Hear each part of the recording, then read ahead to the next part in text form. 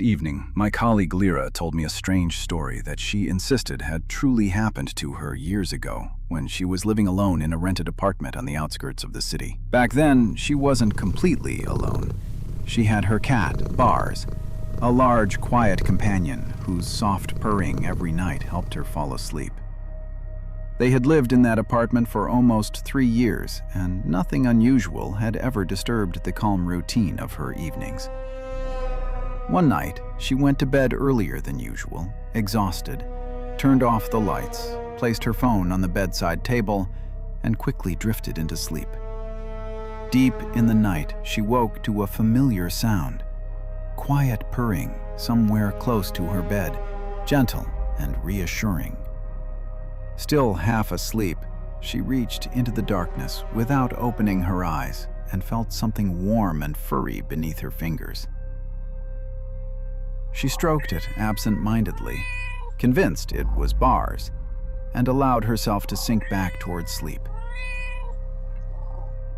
A moment later, the mattress dipped heavily, as if something climbed onto the bed and slowly moved beneath the blanket near her legs.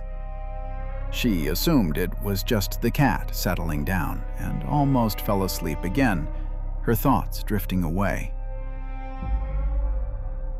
But the weight pressing against her feet felt wrong, far heavier than her small cat had ever been.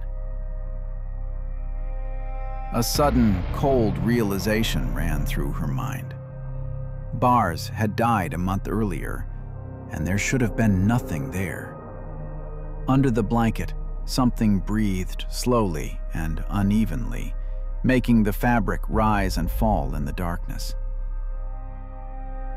Lera pulled her legs close to her chest and sat frozen, too afraid to move or even breathe too loudly.